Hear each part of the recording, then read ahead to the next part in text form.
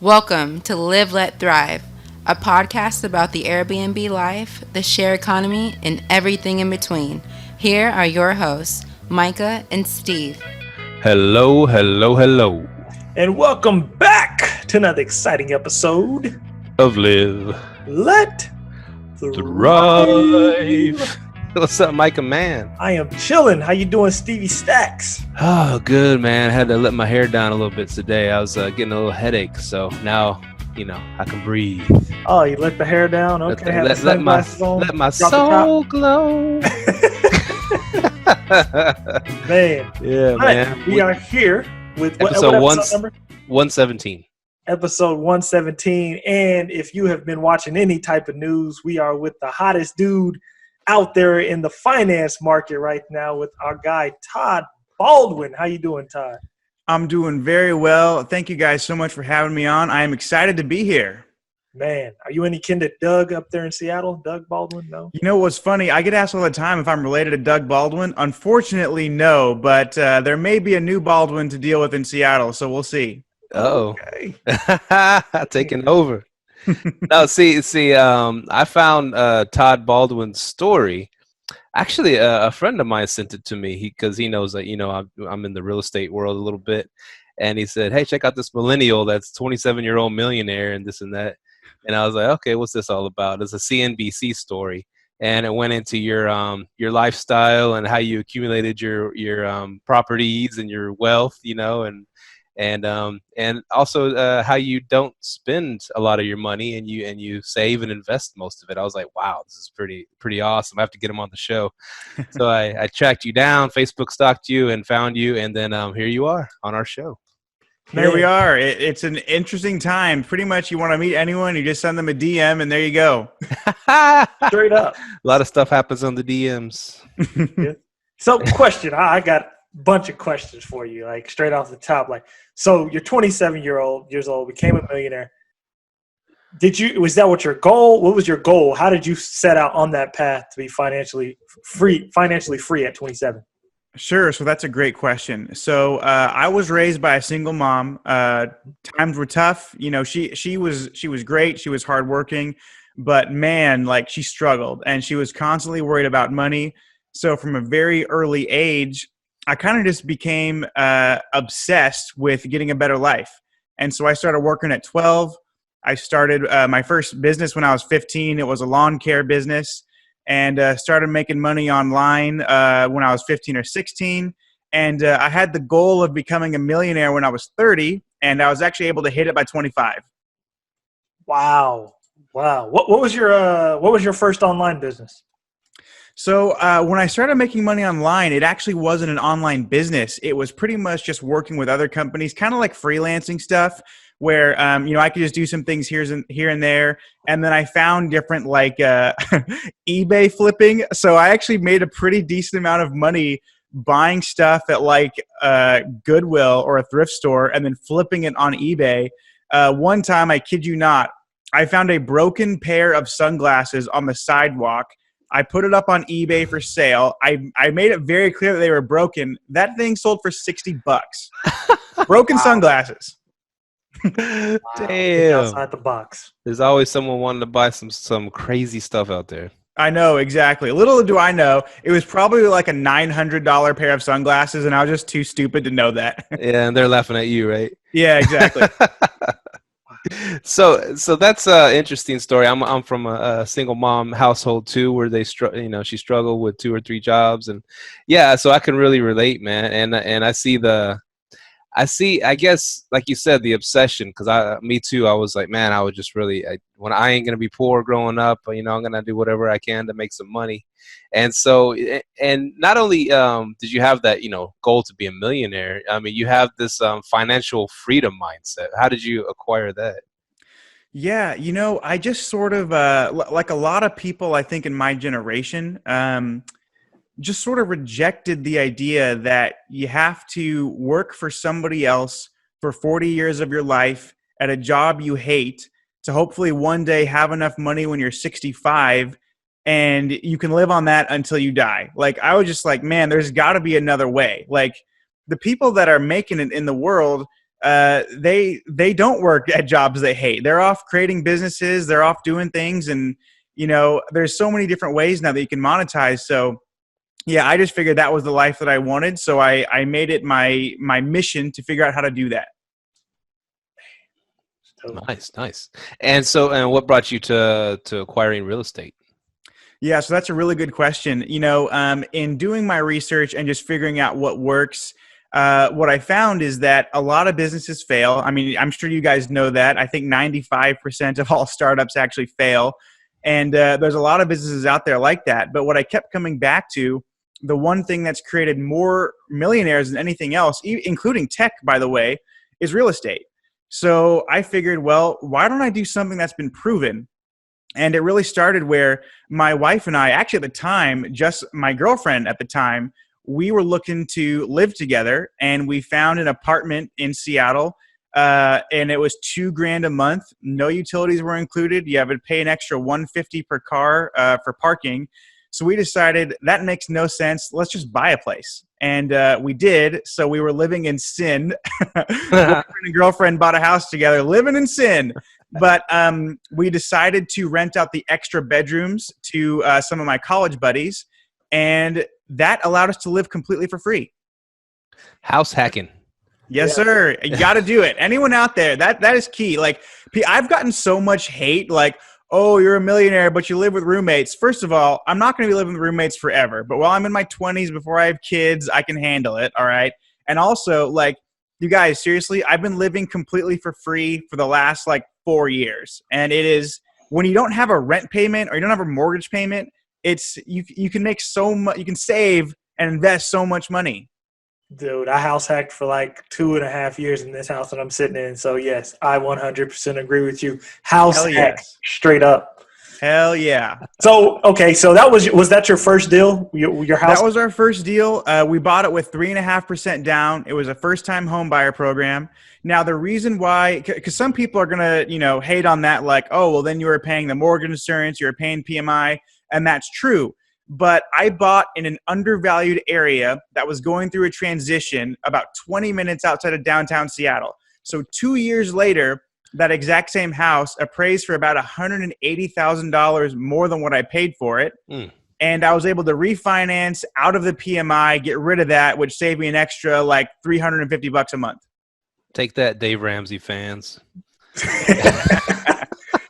That's right. Oh, and I did it on a 30-year mortgage too, by the way, not a 15-year mortgage. Let's go. Yeah. I just left the refinance table yesterday. Got all my PMI off, so I'm with you. Let's do it. There you go. Man, okay, that was your first deal. You house hacked it. And you said you acquired how many units are you at now? So I have 6 houses now, but I have 33 tenants. And the reason for that is I actually rent out every single house that I own by the bedroom. I love it. So explain, okay, what are your other houses and how are you renting them by the bedroom? What's your setup? Sure. So 9 months after we bought our first house, we bought our second house. I did have to put 20% down on that property because it was an investment house. Mm-hmm. That is a 6-bedroom, 3-bathroom house.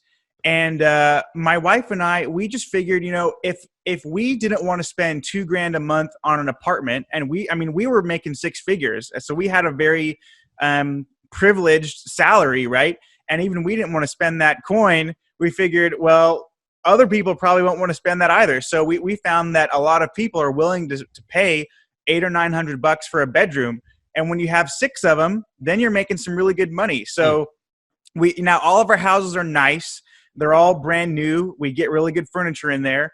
And a part of the package is we pay for all of the utilities. So our houses come, when you pay rent for your bedroom, you get water, sewer, garbage, cable, internet, Netflix account, a commercial-free house Hulu account, pest control, and a weekly house cleaner. How much are you charging per bedroom? So it depends on the bedroom. The cheapest room that I have right now is $825, and the most expensive room that I have is $1,300. That's a master bedroom. And if anyone's thinking that's a lot of money, I have 5 master bedrooms that are leased at $1,300. So people are willing to pay that money because, again, Seattle is so expensive. You're going to drop 2 G's with no utilities included for a studio, and utilities run an extra $500. So people are saving quite a bit of money by renting a room. Man, you are the house hack master, man. Oh my God. Wow. 1,500. Oh my God. Man, 1,300. Man, that is unbelievable, dude. Thank you. Yeah. And what's great too is, people ask me this all the time. So my wife and I, we own all the houses together. We manage them together. And she's a CPA. So she does all of our taxes. She's a hell of a lot smarter than I am, by the way. But we've actually never once had a vacancy. We've never missed a month's rent. We've never even missed a day's rent. And that's because the houses are super nice. We have a great package. I mean, we even we supply all of our houses with toilet paper, paper towels, Clorox wipes, dishwasher soap. And we hire a maid to go clean each house from top to bottom every single week. So people are willing to pay, as little as $900, as at most as $1,300 for a room from us, and because the houses are nice and they have a good deal. Dude, I'm like really tempted to hop out the Airbnb game and start renting everything by room. That you're like the second person doing that, and that's just like taking people to another level, man. Yeah, and I will say this. I do have 2 Airbnb units. I mean, right now I live in a duplex, and actually what I'm sitting in right now is one of my Airbnb units. So that's where I'm filming this today. This is an Airbnb. It's 2-bedroom, 2.5 bath. The other side of the duplex is where I live. I do live with roommates. I'm house hacking that as well. And then below me, I have another Airbnb unit. We converted our garage into a studio apartment. Oh man, you're next, man. Creativity. So you live in a duplex. You could truly just house hack the duplex and live out there for free, but you decided to rent the rooms in the duplex and rent. Man, that is genius. Yeah. So here's it was gonna blow your mind. All right, get ready to have your mind blown. So most people would rent out the duplex, right, and they live for free, 0 mortgage payment. Not only is our mortgage paid for every single month, we actually make $1,850 per month by living in our free brand new house. We get paid to live in our house. This is off the chain, man. Like next level, man. That's next level. It's so funny because like so many people complain. I mean about housing's too high in whatever city or wherever. I can't afford to have a house with my income, this and that. But there's always a way. And you found not only a way to make that payment, but to make your house pay you. That's insane. Yeah, and I'll say this too. I mean, I have I think out of the 33 tenants-ish, something like that I have, I think 4 of them are actually making 6 figures. Now, these people, they don't have to rent a room in a house, but they're choosing to set themselves up. I mean, I work with a lady. I won't mention her name. She doesn't know I'm talking about her right now, but she's a nurse. She works 2 nursing jobs. She makes $120,000 a year, and she started renting from me a few years ago for $900 a month. She could go get a bougie apartment, but she wants to retire when she's 40. And so she's being really smart. She's saving a bunch of money, and she's not going to do it forever, but she's doing it now when it makes sense. How much do you charge to be someone's financial planner? What's funny is ever since the CNBC thing came out, I've had like just a crazy amount of DMs and people, like literally hundreds of people contact me. And a lot of them want me to make a course. I haven't made a course yet. I don't know that I ever will, but I am posting everything I know for free on YouTube. So I just started a YouTube channel last week where I'm posting everything for free. So if anyone wants to know more about that, they can find it. We will definitely put that in the show notes, and you need to make a clarity page because they're still going to hit you up. And you should charge, man. I'd pay to sit down with you with all this house hacking you're doing, man. Well, thank you. I appreciate that. It's been a huge blessing for us, and what I want to talk to the viewers out there is it's really about sacrifice and living below your means. I mean, so right now my wife and I live in this duplex, and our side of the duplex right now we have 3 roommates. In a couple of months, we won't have any roommates. We'll still Airbnb the other half to live for free, but we're getting to the point where we want to start a family soon, so we won't have roommates. But before we bought this place, we lived in another house that we owned, but in that house, we had 6 roommates, and between me and my wife, we shared 1 car, which was 10 years old and had 150,000 miles on it. That's what I still drive today, by the way, a 2009 Ford Focus. I'm not out driving a Lambo or a Ferrari or any of that nonsense you see. Not that I won't get one someday, but I don't need one in my 20s. Everyday millionaire, man. He's an everyday walking millionaire. That's what's up. See that's what I guess, you know, a lot we interview a lot of people, and they do make a lot of money and indulge or whatever, but that's what makes you want to keep that frugality mindset, that, you know, not spending everything that you're making, you're not spending a lot that you're making. And I mean, we'll even dive into what else you're doing by being extra super frugal in a lot of people's eyes, is secret shopping. Yep. and getting paid to go eat out at restaurants and coffee shops and stuff like that. I mean, that's what makes you want to keep doing things like that, even though you're a millionaire already.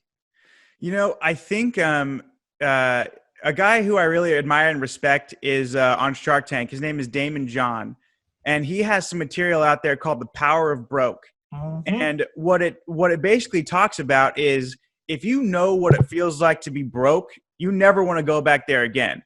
Now, I have enough passive income now that I don't have that fear, but I still have the discipline and the principles of what got me here. And yeah, I mean, and I'll admit to you guys right now, I will be buying the Tesla Roadster. I will be buying that, but I'll get it when I'm 30. I'm not going to get it in my 20s. I don't need to go out and flashy and spend. And right now, I am taking advantage of compound interest. I'm a young man. I got time on my side. So if I'm going to go drop 200 grand on a Lamborghini, that is millions in future value when you consider compound interest. So it just doesn't make sense for me to do that right now. Now let me play contrarian there, because I would say you can get that Tesla right now and throw it on Uber and make that Tesla make you money too. Hey, that is a good point. But here's why I wouldn't necessarily do Uber, and maybe you guys can have a Turo. But I am obsessed with generating passive income. That's why I went to real estate. If Uber, I'm making money while I'm driving, but I have to drive to make the money. So I figured out this pretty early, where I want to learn how to make money while I sleep, not necessarily while I'm working. And that you got to work hard to start to be able to invest. But man, when you got a house that's paying you and you're cash flowing, I mean, I'm cash flowing on my real estate. Just over 12 grand a month is what I make in passive income net. So that's where it's at, man. I don't want to be driving for my time. I want to be chilling on a beach where I get that passive income rolling in. Now here's I agree with you about the Uber part, but I think I might actually said Uber on accident. But I meant Turo. You've heard of Turo? Yes. Yes. Okay. I'm with you there, where you could go rent out your car. I'm not opposed to that because now your car becomes an asset. It's making money for you. The only thing I'd be worried about is, man, the Tesla Roadster is the fastest car in the world. And damn, someone could have too much fun and crash my car. But we'll see. I'm not opposed to it. I need to do the research. Hey, but isn't your wife an insurance person? Actually, I'm the insurance person. She's the accountant. So, oh, perfect. Man, yeah, we could probably do something there. Man, I'm taking you to lunch next time I'm in Seattle, man. I'll look forward to it. I'm Definitely. A cheap date, too. Yeah, you're down for some Starbucks. You like to go cheap like myself. That's what's up, though, man. I'm like super proud of you. That's like 27 years old and doing all this, man. That is crazy. So you're making $12,000 net on all your properties. Yeah, so we gross about $38,000 per month in rental income, and after all the mortgage taxes, insurances are paid. We also pay all the utilities and the supplies and the maid. After all of that said and done, we net about $12,500 per month. And this is only on 6 properties. Correct. Dude, this is blowing. And how many Airbnbs you have? Only 2? Yeah, so we have 2 Airbnbs. And so in the one that I'm in right now, in the off season, we make about $3 grand a month for this one. In the peak season, it'll be closer to $6 grand a month. And then the one below me, I'll send you guys a picture of it if you like. It's this garage that we converted into a studio. We got a graffiti wall down there, and that brings in about $1,500 per month on the off season. It'll be closer to $3 grand a month in the peak season. For a garage, that's beautiful. Yeah, it's a 400 square foot garage. We converted it into a studio. It's got a bathroom down there. It's got a really nice shower and a kitchenette. And yeah, people are paying to sleep there. It's pretty great. Okay, and you do this full time? Well, yeah, I mean, yeah, technically, yes. It's, I have the real estate, I have the Airbnbs. Because it's mostly passive, I wouldn't say that I do it full time, but yeah, that's pretty much my primary focus right now. Okay, so you don't work a W-2 job is what I meant. Oh yeah, no. So I was working before. Historically, I've been working in the commercial insurance space where I was making six figures there too. So that was been great. And honestly, I will say to people out there, until you get your business off the ground, don't run to quit your 9 to 5. Like it can be risky if you do that. Like get your business off the ground first. But no. So how I bought all this real estate was I have a 6-figure income and my wife has a 6-figure income. Okay. When did you know was the time to jump ship and quit? That's a good question. So I mean, what I know about myself is that I will never reach my full happiness until I'm working only for myself. And so I have a long way to go, quite frankly, before I get to that point and before I get to where I want to be. But yeah, what I know about me is I'm an entrepreneur at heart. It's really difficult for me to have a boss, and I won't be the happiest guy that I can be until I have my own business. And I know that's not for everyone, but that's me. Mm-hmm. And so you're still working currently? Yeah. Oh, okay, cool. So nice. With you renting by room, I guess I do have another question with that. What's your screening process like? Because that's a lot of people. So what's your screening process like? Yeah. So the screening process, I have a background check, like a third party that I use where, people take a background check there. And I try to match every house by personality. It's not an exact science, but so I have 6 properties. So if let's say there's a house where everyone in that house is a little bit quiet, if someone, wants to rent from me and they're more of a party animal or whatever, they're probably not really suited for that quiet house. So I'll suggest they look at another house that I have. So again, it's not an exact science, but another way I break it out is I have 1 all male house, I have 1 all female house, and then I have 4 mixed houses. And it's just kind of a personal preference on where you want to live. So you're the one that's mixed. Are like the girls kind of uncomfortable, or it hasn't been an issue? It really hasn't been an issue because I do a pretty good job in the screening. I mean, the biggest thing to make this house hacking deal work is harmony in the house, because if roommates don't get along and they want to move out, all of a sudden you got to replace those tenants. So, and that's part of the reason why we supply all the stuff is we try to think about what do roommates fight about, and let's solve that problem before it even arises. So one thing we thought about people would fight is a mess. So we have a maid come every single week and clean the entire house, so there's no mess. Another thing we thought about people would, have arguments about is if you're buying all the soap or the toilet paper, but your roommate is using it, eventually it's going to be really frustrating. It's going to piss you off. So we decided to get rid of that, and we supply all of it. We buy all the toilet paper, all the soap, and that's just kind of how we do things. That's interesting. You're solving a problem. Thank you. Well, it's funny because I'm not used to this whole online presence and the publicity and stuff. And I got a lot of hate, to be honest, after the CNBC. Most of it was positive, but I got a lot of hate about room rentals. And they're like, man, you're making these people live in close quarters and blah, blah, blah. It's like, first of all, I'm not making anyone do anything. They signed a lease. And most of them re-sign. And if they didn't want to live there, they'd move out. And I make sure that the houses are brand new and nice. And I supply everything, like literally everything, to make it so it's an enjoyable experience as possible. See, you're a bit more humble than me. I would have said, yeah, these room rentals are why I'm on CNBC and you're not. Man, that is awesome. I should when I grow up, I want to be just like you. Yeah. Man, Hey, it's funny. Also, you mentioned your very first job. Can you explain that to our listeners? Yeah, my very first job when I was 12. Yeah. Oh man, yeah. So I got my very first job when I was 12 years old, literally shoveling poop for $3 an hour.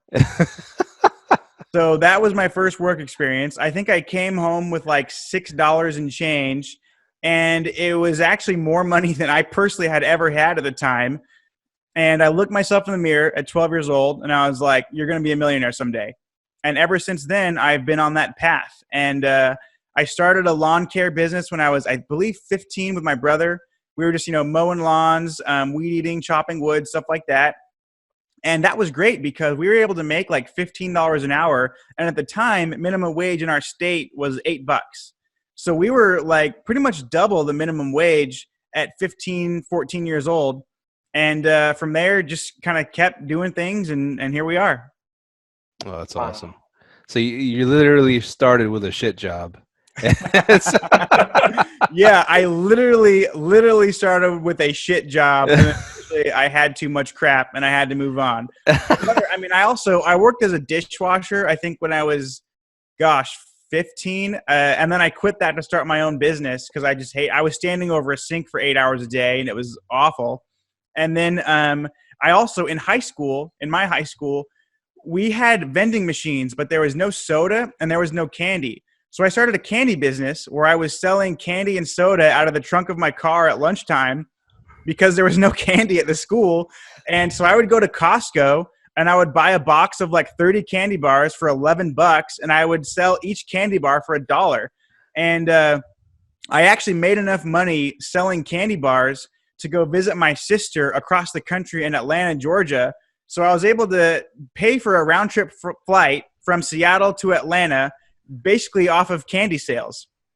Man, dude, you're a bona fide hustler, man. Thank you. I appreciate it. Straight up. And so one thing we need to dive in also is the secret shopping. How did you get into that, and what is secret shopping? Yeah, so a little bit of backstory. I started dating my now wife, but I started dating her in college. At the time that we started dating, I had just paid tuition. I had just bought books, and I literally had $4 in my bank account. That was all I had. So it took me 2 months of savings before I could take her out on our first date. And when we got there, she actually offered to pay, and I wouldn't let her.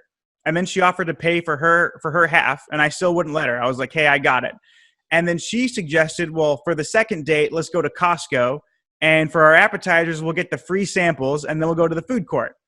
Oh, and man. For me, I was like, this woman is such a keeper because she doesn't care about the fact that I have no money right now. She just wants to spend time with me. That being said, I'm kind of old school. I do like to spoil my wife when I can. And I wanted to spoil my girlfriend at the time, again, now wife. But so I started just looking up how to get free food. I started Googling it. And I came across secret shopping, where basically what it is there are certain companies like restaurants, movie theaters, bowling alleys, whatever. They want to know how their employees are doing. They want to know what the public thinks of their product. So they will hire secret shopping businesses to find independent contractors like us to go pose as normal customers, buy the product or service. When we get home, fill out a survey about that experience, and then they reimburse us for whatever we bought, plus pay us some money on the top. So when I found this, I actually thought it was a complete scam, but they weren't asking for any personal information. They weren't asking for any money. So I thought I'd try it out. And 2 weeks later, I got a check in the mail. I realized it was legit. And that was, I think, my sophomore or junior year of college that I found this out. And so my wife and I have been going to restaurants and getting paid for it ever since. You still do that? Oh yeah, still do it. Yeah. Oh man. Are you guys? Let me ask. Are you guys Star Wars fans? Yeah. Oh yeah. Okay, so the newest Star Wars, my wife and I, we got paid $124 to see the newest Star Wars movie. You got Secret paid shopping. to watch the. Hashtag secret shopping. You got paid to watch it, man. Yeah, it was awesome. So I mean, and here's the deal. So most of the time, not all of the time, but probably 80 to 90% of the time, we go out to eat. We line up a secret shop if they have it, and we get paid. So the most recent one that we did was we went to a Mexican restaurant in West Seattle. We got reimbursed up to $67 for our meal, and then we got paid $10 in profit on the top. So it was basically like a free date night, plus we made $10, which I'm not going to say that's a lot of money at all, but it was a guilt-free date because we didn't spend any money. In fact, we got paid to do it. Oh man, Man, I've been living life all the way wrong, man. Yeah, no, hey, let me tell you this thing. I mean, there's even secret shops to Marriott Hotel. So whenever my wife and I travel, we try to stay at a Marriott. We try to line up a secret shop there. It reimburses your hotel stay plus pays you $35 for your time. It's a game changer. Wait a minute. I got my mind thinking. Hold on. So let's say I use credit card reward points to buy the hotel. They'll reimburse me on that on top of. Oh, yeah. Wow. Now, here, if that wasn't good enough, here's what gets better. And you guys, if you want to link it, you can. There's no referral link or anything, but the secret shopping company that has the contract with Marriott is called Mercantile Systems. I can email that to you later. But as soon as you sign up as a mystery shopper with them, all you got to do is complete one Marriott hotel shop, and you automatically become platinum with Marriott. Which means you can go to the cool, like, secret floor that only the rich people get access to. You get the concierge and all that stuff. You get platinum, and it only takes one secret shop to do that. Plus, you get the free hotel. Oh, so you've been rubbing shoulders with the big dogs, man. Oh, yeah. And, there's even, probably the most fun secret shop I've ever done is, let me say this first. I'm not a gambler. I hate gambling. But there are secret shops to casino resorts. And they reimburse your hotel stay. They pay for all the food, all the alcohol, and they give you a gambling allowance. And if you win, you keep the winnings. So they give you $300 to gamble with. So you're not even risking your own money. Now, I'm not saying anyone should go to a casino, but when you're getting it for free, it was awesome. That is amazing. Play with house money. Literally house money. Exactly. Oh, man, this is awesome. I definitely want that info. Yeah, I will send it to you. It's been a game changer. Great way to save money. Sweet, and make money. Exactly. Yeah. Oh, go ahead, Steve. Oh, another thing on the secret shopper thing, I thought that was pretty cool. You mentioned on the CNBC was you keep punch cards to some of the places. Yeah, absolutely. So one of the places local to Seattle is this bakery. It's called Macrina Bakery. My wife and I love it. We get free breakfast there all the time through secret shopping and free coffee. And I have a punch card to this bakery. So we're basically, every free coffee we get, we're getting a punch on this card, which is adding up to an additional free coffee. So it's basically like our free coffee that we're also getting paid for is adding up to another free coffee. It's like compound interest, but with food. That's amazing. I love it. Dude, so okay, so you do real estate, you do secret shopping. I guess the next question would be, do you do any type of, because I know the stock market's been taking a hit and it came back, but do you do anything with the stock market? Yeah, so I'm honestly not a huge fan of buying individual stocks. You can make a lot of money doing that. It's just not my appetite. I do invest in mutual funds and index funds. I mean, I'm a Vanguard S&P 500 kind of guy. So, I mean, that is averaged like between 9 and 11% for the last like 75 years. When you do the S&P 500, you're betting on America. And if you're betting on America to win, chances are you're going to win. So, I mean, that's what I do. My wife and I, we max out 2 401ks. We max out 2 traditional IRAs because we make too much money to put into a Roth IRA. And we got an HSA. So we max out all the retirement stuff that we can. But as far as stocks go, it's mostly just liquid brokerage account, mutual funds, index funds, stuff like that. So, geez, man. I'm sorry. So you're still working the corporate job. What's your set goal line to be like, you and your wife are like, yo, we're retiring, we're done?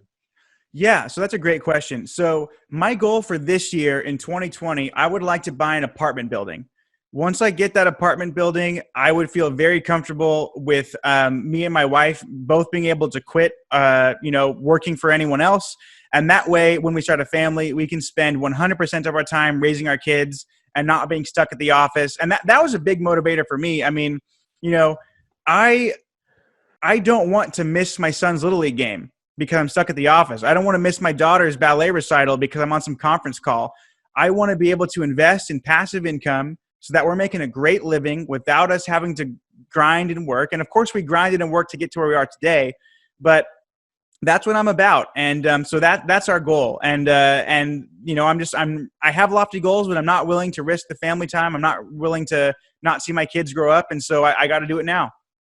So you do it for the time, not the money. Yeah, exactly. I mean, once you get to a certain amount of money, you start to value your time way more. And here's a good example of this because I'm a really frugal guy. I mean, I live with roommates. We share one car. But if we're going to like Disneyland or something, I'm for sure buying that like guided tour pass because you skip all the lines. And so an example of this is I took my wife to Six Flags a few years ago, and for an extra $100, you could skip all the lines and then go on the ride twice. So for us, there was a brand new roller coaster that happened to just open up. There was a 4-hour wait. We skipped the line, got on the roller coaster. After everyone got off, we stayed on and went again. So just right there, we saved 8 hours. We saved the whole day, 8 hours, because we had the money to do it.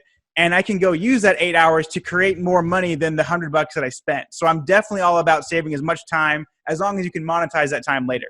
You're even compounding experiences. There you go. And that's, because some people are like, oh, well, if you're super frugal, then why do you have a maid? And it's like, you got like, if I pay my maid, let's say I pay her $200 during the time that it takes for her to clean, whatever, and I'm paying her $200, I can be going out and figuring out how to make $2,000 while I pay her $200. So it's leveraging the time so long as you know how to monetize it. So it's spending money on things that will in turn make you money. That's basically what I'm trying to get at there is spend money on things that'll make you money. Man, Nice. I like the way you do business. Thank you. and so you're okay. The real estate part of your investing, how have you totally made that like 100% passive? Sure. So the most time that it takes is setting up a house, getting 6 people, to rent different bedrooms in there. That's probably the most time consuming. But once it's set up, it's really passive. And really we just have, we have a Amazon and Costco orders. So whenever they're low on toilet paper, we just click a button and it sends to their house. That's pretty passive.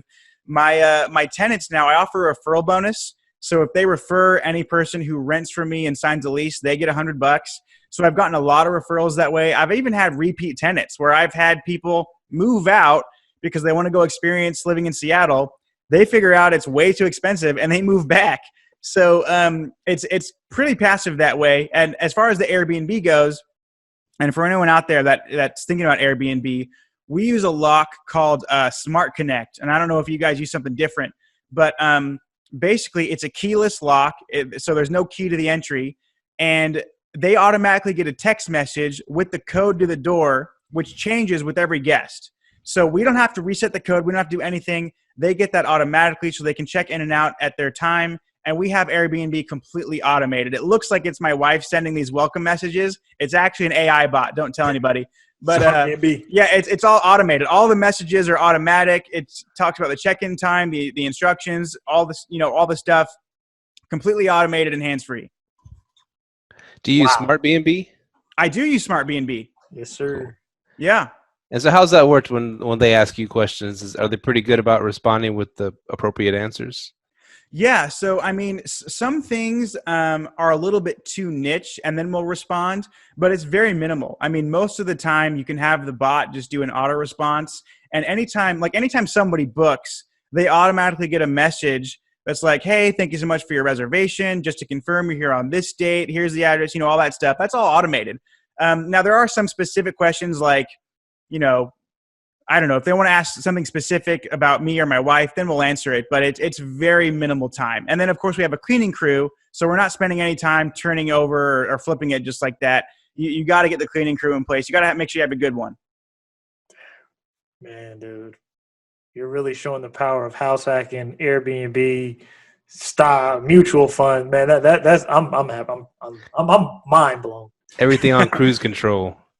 Thank you. Yeah, and another strategy that maybe your listeners would like to hear about is I also do something called bank account churning and credit card churning, which with bank account churning, there are a lot of new account bonuses like, hey, deposit $1,000 into our new bank account, we'll give you $200. It's like, well, if you just have $1,000 that you're going to keep in the bank, you might as well get a bonus for it. I'll never tell anyone that they should go out of their way to, get together a lump of money to go out to a bank and get a bonus if they're going to invest it in something else, because they can usually get a better return elsewhere. But if that's money, if it's just going to be sitting in the bank, either make sure you're getting a high interest on it, or you're getting a bonus, or hopefully both. So you open up bank accounts every month or so, or what? Not every month, but so like, for example, I have a high interest bank account. I actually have several high interest bank accounts. So I have one that pays me, I believe, 8% on the first 500. I have one that pays me 6% on the first 1,000. And then I have one that pays me like 2.2% on any balance, up to hundreds of thousands of dollars. So that's a great one too. But I had one last year. I opened up a bank account with Capital One. They gave me a $500 new account bonus, and they paid me 2% interest on that balance. And then I had it in there until a better new bank account bonus opened up. I moved all my money to that one, and then I took all that money and put a down payment on this duplex that I'm living in right now. Okay. You can choose to answer this off the cast or on the cast. Where are these high percentage performing banks at? Sure. So the one that I use, probably the one that I get asked about the most, is the 6% interest on the first 1,000. That's personally, the one that I use for that is called Boeing Employees Credit Union. It's a credit union in Seattle, Washington. So if you're out of state, there's probably a credit union in your area that maybe has something similar, but that's the one that I used in Seattle. But as far as the ones that like 2% on any balance, Wealthfront is one that does that. CIT Bank, when I first started using them, they offered 2.3%. It's since dropped. Now it's about 2%. Ally Bank has dropped from 2% to 1.8%. But there are banks out there that are often, that are offering 2% interest, which, by the way, that's not a very high interest rate. But compared to the 0.0001% that other banks are giving you, you might as well put it into something better. You definitely don't just let your money sit there, do you?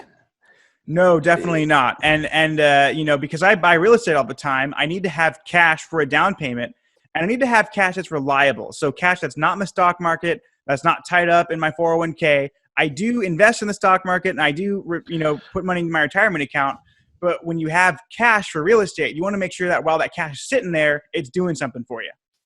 Now, have you been tempted, because there's different ways to house hack, have you been tempted to move out of your primary home into another home and rent your previous home out, and then just only having to put 3.5% on the next house? You've been tempted to like hop around and do that? Brother, I've done that like 3 times. Oh, okay. I'm already a step ahead of you, man. Yeah, because you said something about, I thought it was after the first one you had to put 20% on the second one or something like that. So yeah, so basically, and so this is how my understanding of it and what my lender told me and what I've been doing. So our first time home buyer program, we put 3.5% down, and you can buy an owner occupied house once every 12 months and put less than 20% down on. So our second house, we actually bought 9 months after buying our first house. It did not satisfy that 12-month waiting period. Oh, I see. We did have to put 20% down. But our third house, we bought 3 months after buying our second house, which happened to be that 12-month mark. We moved into that house. We were able to put 10% down instead of 20%, owner occupied. And then we rented our master bedroom at that first house. We rented that out once we moved out of there. And we went and lived in the third house. And at the third house, we were living completely for free, plus making about $1,000 a month in profit. So you got 2 houses in 4 months? Yeah. Dang. Yeah. Okay. So I think we bought 6 houses in 2.5 years. Okay, I have a question for you. Just let me know if this works for you. In the future, since you're I mean, after the CNBC interview, people are going to know who you are. People already know who you are, right? Mm-hmm. Do you think you would ever get into private money and hard money to start buying these houses? Like if investors wanted to put money with me, and I'm not opposed to that. Here's what I'll say. I think it would be hard for me to have a partner in real estate, just because, that's the sort of thing that if it goes wrong, that can ruin friendships. Like I've heard a lot of horror stories where 2 people own a vacation house together. They disagree on how to run it. They're not friends anymore. So I don't know that I would do that. I'm not opposed to it, but maybe. But yeah, I want to buy. I'm looking at an apartment building in Portland, Oregon. It's $4 million. So I would have to put $1 million down. And if I can raise that at a point that makes sense and pay a handsome interest rate to my investors, then it's a win-win. And so I would definitely be, open to a conversation. I got 5 on it, Todd. All right, there you go. I was just looking at a 9-unit down in Galveston, man. Let's talk, Todd. There you go. Yeah, I'm down. I mean, For real. I think big multifamily. Now, here's what I'll say. It's not going to be as profitable. Your cash on cash return in a big multifamily is not going to be as profitable as a house hack. But you can scale big multifamily much, much greater, because I can own like 400 apartment buildings. I probably can't own 400 house hacks and manage all those roommates and personalities. That would just be, quite frankly, too much. Mm-hmm. But an apartment building, what I want to do, it goes back to the scalability and your time. If I can have passive income, even if it's less, but it takes me no time, I'm down. And I'm happy you're talking about multifamily, because I'm going to present. Probably shouldn't even say this on the podcast, because I just came up with this idea, but who cares? Some people use it, they'll use it. Oh, they're probably already doing this. So I was looking at this 9-unit, and this is my thought process on it. So you need like 137.5 to get it, right? So I was thinking, I'm like, man, I could use some of my own money and use 2 other investors. And this is how I was thinking about your cash on cash return and how you could maximize it. Let's say you had 3 investors. It's 9 units. 9-unit apartment complex. Every person that puts in money, the 3 people that put in money, I think it's a little under 50 apiece. Each of them get they lease 3 units back to their LLC, and then they Airbnb them. They're getting their money back. Then in 2 years, a year or 2 years, they refi it. I think that's awesome. Yeah. I've been thinking like that's the way to go about it. Yeah, well, I mean, that's kind of the next step of this Airbnb arbitrage stuff. I don't know if you guys have looked too much into that, but it's basically people are renting apartments and then renting it out on Airbnb. This would be better, though, because you're taking advantage of the equity. So you own the building that you have on Airbnb. You get that cash out refi. I mean, honestly, that's why I personally don't do the Airbnb arbitrage, is because if I'm managing a property, I want to own it, because the appreciation is what makes you wealthy. You can make a high income doing the arbitrage, but the appreciation, the equity, the going up in value, that's what builds wealth. You're telling them, man, cash is trash. That's right. I mean, hey, you wanna get rich, buy real estate and wait. I saw this thing where it was like, don't wait to buy real estate and wait. And that's for sure been true for us. I mean, again, our first house, it appraised for nearly $200,000 more than what we paid for it just 2 years later. Now, we did buy in an area like just outside of Seattle, so that was on our side. But man, that's basically $200,000 in free equity that we got, and we didn't even renovate the house. We just waited. Let me guess. You bought in like Federal Way, Tacoma. No, we haven't gone that far south yet, but I'm not opposed to it. I actually just looked at an 8-unit down in Tacoma, so who knows? Maybe I'll be picking that up. Yeah, Tacoma. I used to have family live out there. That was my old stomping grounds. I heard they cleaned it up a bit. They did, yeah. It's one of those areas too where it's ripe. I mean, now's the time to invest there, because it's they're making it better. So you just ride that wave to the top. Nice, man. And there's and where you're investing, there's no Airbnb, anti-Airbnb laws coming, or anything about that? So what's interesting, so the city of Seattle isn't a big fan of Airbnbs because it's displacing a lot of the housing. People that would be long-term tenants are getting pushed out because you can make so much more money on Airbnb. But I bought just outside the city limits where they don't have that rule. It's still only a 15-minute drive to downtown. We're very close to the airport. And also, we were very fortunate. We got our first Airbnb a few years ago. We've since leased it out full time, but we actually got grandfathered in. So it was basically, this rule came out on new Airbnbs. And but if you already had an Airbnb, you were grandfathered in and didn't have to really succumb to that rule.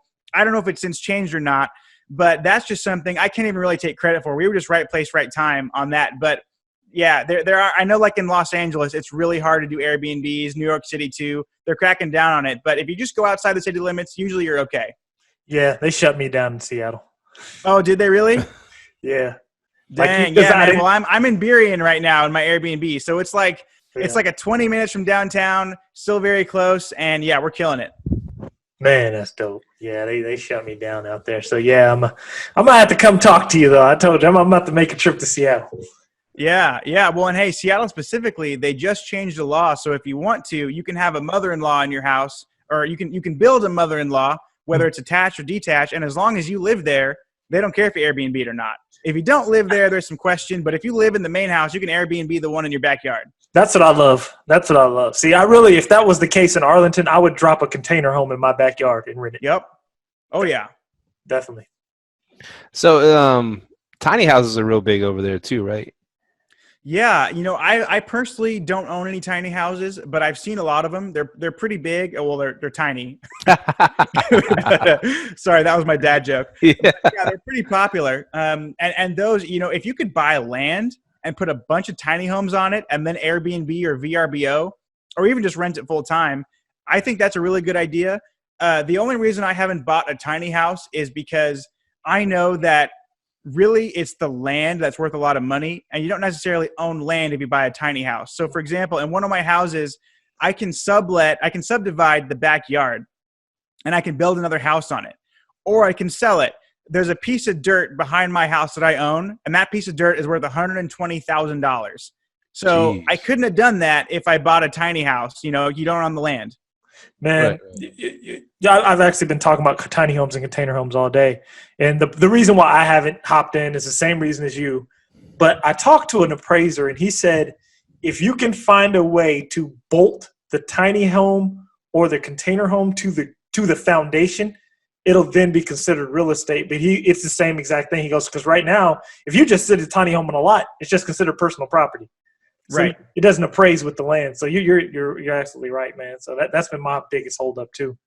Right. Yeah. But if you want, I've seen Airbnbs for tree houses, man. There are people renting their tree house out for $200 a night. That is crazy. So there's definitely room to do it. I haven't gotten there yet, but I'm sure there's a lot of potential out there.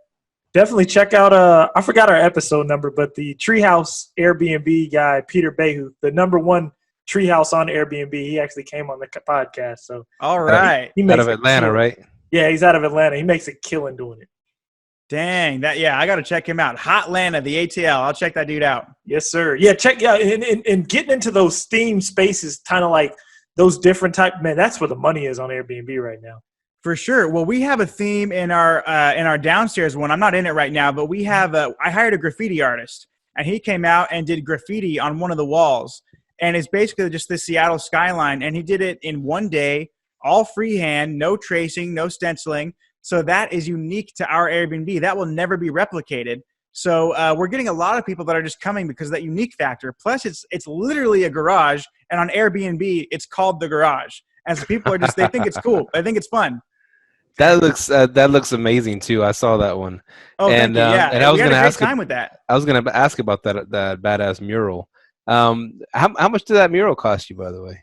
Dude, it was, well, okay. I will say this. I will say it was cheap for what it is. People are going to think it's expensive, but I paid $2,000 for the mural. But here's the deal. I was looking at graffiti companies. I didn't even know this was a thing. There are graffiti companies now. They had a minimum charge of $10,000. Whoa. That was the minimum just to come out. And then depending on the complexity of the deal, it could go up to like $15,000. I found some random guy on Craigslist who decided he was going to drive up from like Portland, Oregon, which is a 3-hour drive to come do it. He said he'll do it for $2,000. I paid him $2,100. I gave him a $100 tip because he was awesome. And he did it in one day, and he was great. And it's probably paid for itself over and over again already. Oh, my gosh. Yeah. We're in 1 month renting it out. In the off season, we're getting $1,500, so it takes a little bit more than 1 month. But in the peak season, in the summer, we're going to be getting $3,000 a month for that thing. So that's literally in 1 month it'll pay for the mural, and it already has paid for itself. Oh, that's awesome. You mentioned earlier credit card churning. Could you go over that real quick? Yeah. So first, let me say this. If you're bad with money, don't go out and get a credit card. But if you're if you're not bad with money, then get one. And here's what you can do. So credit card churning, oftentimes similar to a new bank account bonus, there'll be a promotion where if you go out and you spend $1,000 in the first 90 days, they'll give you $200. Now, everyone, don't go out of your way to spend $1,000 you wouldn't normally spend to get $200. That is an $800 loss. Mm-hmm. Don't do that. Mm-hmm. But for me, when I was doing the mural downstairs, when I was furnishing this Airbnb that I'm in, I knew that I would spend $1,000. So I got a new credit card. I was going to spend $1,000 anyway, so I took advantage of that $200 bonus. So it was basically like free money at that point. And I know Dave Ramsey would freak out. I know it. But But again, it's as long as you don't misuse it, it doesn't do you harm unless you're kind of stupid with it, and then it can really burn you. That's true. But it's like anything, right? I mean, like think about fire, for example.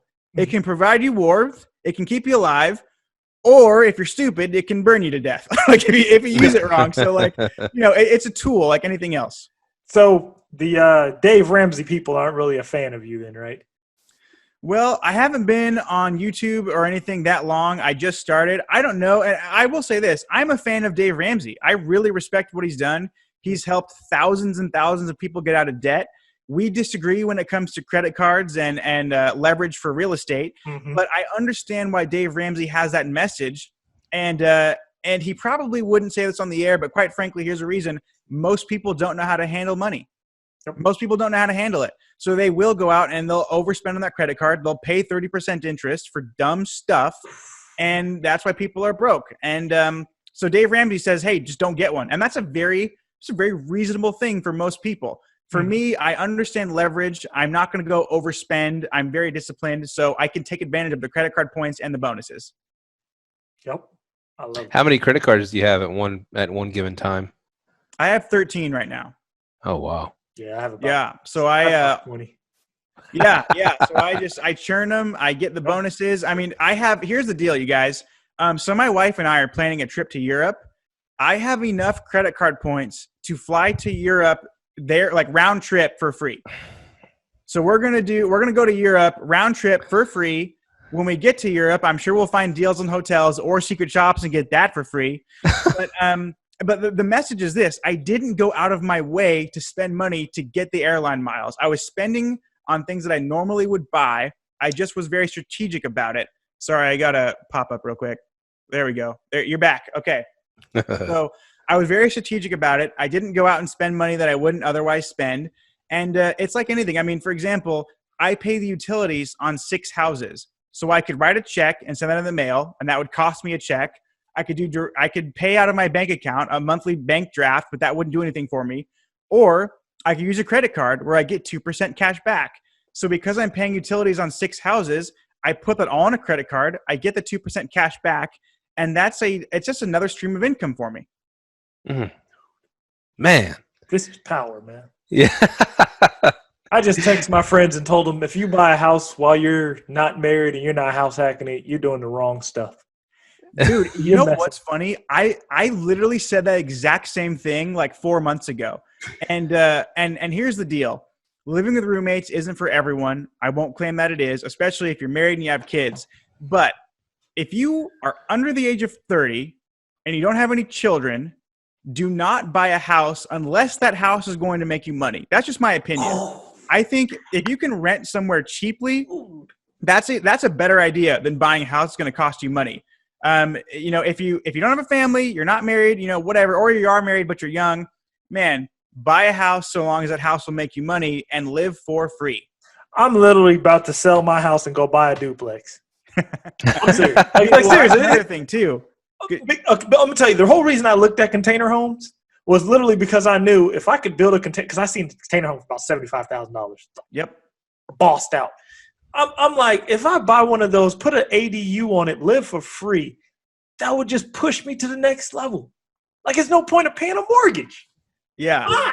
Yeah. Well, and if for people out there that are uncomfortable with a container home, first I'll say they're awesome. But if that's not for you, you can buy up to 4 units owner occupied. So you can buy a 4-plex. You can live in 1 unit with your family. You can rent out the other 3 units and get your mortgage paid for.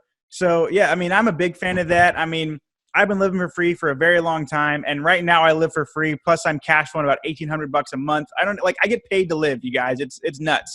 And you guys can do it out there too. So that's what I would say to the young people out there is don't buy a house unless that house is going to make you money. Now, if you have kids or a dog or, whatever, or you're over 40 and you don't live with roommates, I get it. Like, you got to do you and live your life.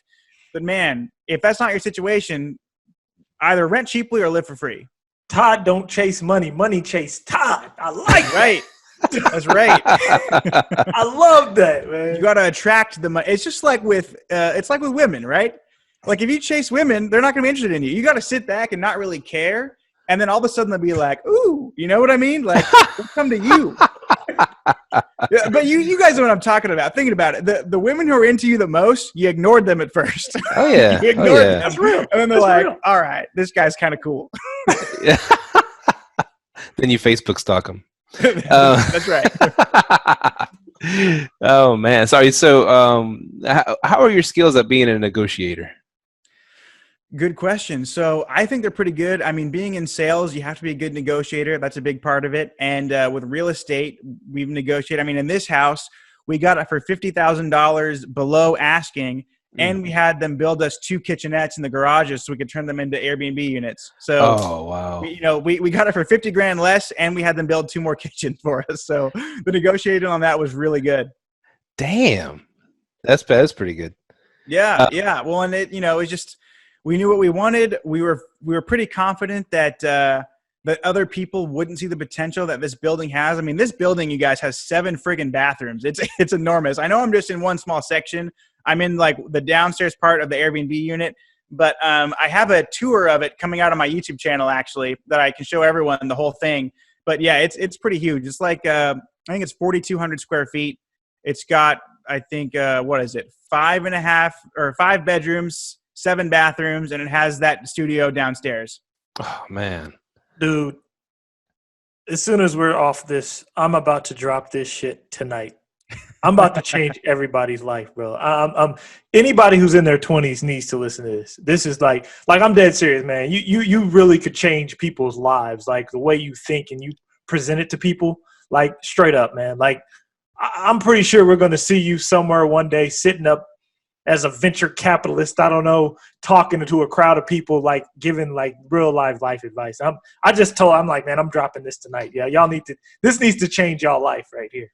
Well, thank you. I really appreciate that. And, it's funny because I've had, like, literally, you guys, I've had hundreds of people message me after the CNBC thing that are asking my advice and all these things. And to me, I'm just a guy with a couple of houses. Like, there's nothing special about me. I'm very frugal. I live below my means. I mean, that's pretty much it. But I think you're right. I think in the personal finance space, there's usually a few different types of people. There are people that are super arrogant. There are people that are really boring. Or there are scam artists and there are fake gurus. Rarely are there guys like you two that are legit, give real advice, give sound advice, aren't flashy, and are just really trying to help people. Unfortunately, in this space, that's rare. And so I think people are really latching on to this, like, I'm everything I know, I'm putting out there for free. Anyone can go listen to it anytime. And hopefully it will make a difference. If I can change one person's life, then I've done my job. Well, you're about to change every LL tier's life who's in their 20s. They better change their life. We can't kickstart them, but hey, you can give them all the information. We can lead a horse to water, can't make them drink. But hey, we're going to try. Okay. Real quick before we wrap it up. So I see you got the W-2 income, you got the real estate income, you got the stock market stuff going on. How many? What's your goal on different? And there's other things too. But how many streams of income do you look to have, and what other ones do you look to have in the future? Sure. So you never want to rely on just one stream of income. You got to have multiple. I think the goal for most people out there, if they can find between 3 and 7 streams of income, I think it's a really good goal. For me, I want a lot more than that.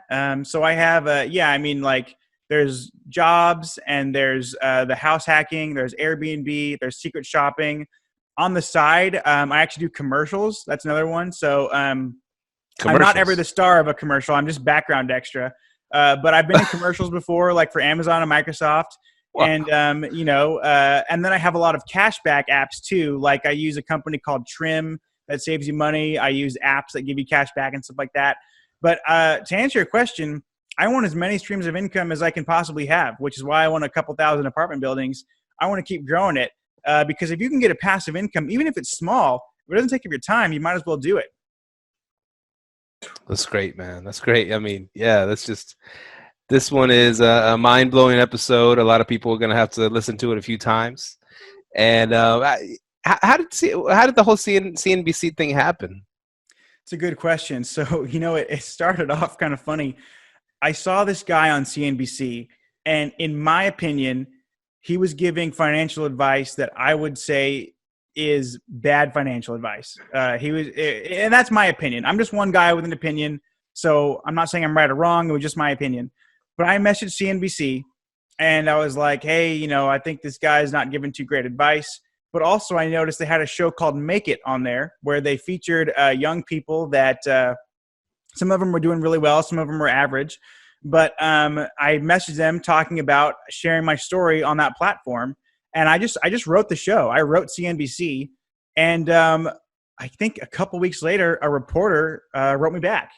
And we kept in contact. I mean, I first contacted them, gosh, I think like 8 months before the CNBC thing actually came out. So we were talking for a very long time, finally filmed it. It came out months and months later. But it was great. And it has as of right now, I think 5 days after the release of it, it had 2 million hits on the site, and it's up to 630,000 hits on YouTube. Whoa. Yeah, pretty crazy. And so you get like $1 a hit, right?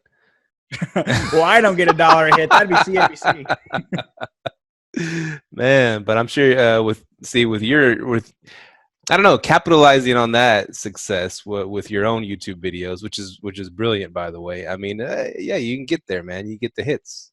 Yeah, thank you. I mean, I'm very small right now. I think I have like 300 subscribers as of right now, but I just started. I'm putting out content, and it's all educational. So those channels, I understand, don't grow as fast as like a cute puppy channel or if I was a super hot chick, that'd be awesome. I think I'd have more subscribers, but I'm not. I'm just a dude who's got some houses, so we're slow growing.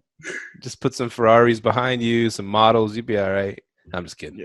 Sorry, we can edit it out. My phone just rang, and it rang to my Mac too, so I just put it on mute. Hope that didn't disturb you guys too much. No. I was just saying that. Yeah, you just throw some Ferraris and some hot chicks behind you, you'd be all right. That's right. Yeah. Hey, if I wanted to sell a course, that's how I do it. Grant Cardone all the way. Fired. Yep. Man, but dude, man, I think that, man, thank you for coming on, man. We might have to get you back in episode, what episode is this? 117. Yeah, we might have to get you back on for 200, man. Now, you brought some fire, dude. Dude, hey, thank you guys for having me on. I would love to be back. I mean, how about this? When I buy my apartment building, I'll call you guys and we can do a where is he now kind of thing. Look at that apartment building. And yeah, I'd love to be back on. It was great meeting you guys, great working with you guys, and keep doing what you're doing. You're providing people with valuable content and you're doing it right. Yes, sir. Thanks, and go man. Seahawks. Appreciate that. Let's do it. Go Seahawks? Yes, sir. Oh yeah, go Hawks. Like this guy. You a soccer fan too? I am, yeah. More football, but I'm a soccer fan. The Sounders are pretty good, and I want to actually one of my goals is to be one of the guys that brings an NBA team back to Seattle. Oh, wow. We don't have an NBA team right now, but if I can get successful enough that I can help bring an NBA team back, that'd be dope. Yeah, we got to get them out of Oklahoma. That is ridiculous. Why is there a team in Oklahoma? Have you ever been to Oklahoma? I haven't been to Oklahoma, but I have a good friend from Tulsa. So I won't rag on Oklahoma too much, but no, I've never been there. Yeah, I'll rag on it. I don't know why they have a team. Hey, man, we got fans over there. What's up? Sorry, man. Y'all just don't deserve a basketball team, man. Let's just keep it 100. Sorry, fans, man. We will keep supplying you information, but y'all don't need a basketball. Yeah, watch all of your fans from Oklahoma just unsubscribed immediately. I'm sorry, Oklahoma. Yeah, we love you. We love you. Go Sooners. Oh, no. There we go. Well, Todd Baldwin, thank you so much for hopping on with us. And where can folks find out more about you? Awesome. Well, I am on Instagram at Toddjbaldwin, and I am on YouTube as well. I just started that channel. It's just my name, Todd Baldwin. I'll send you guys a link to that as well.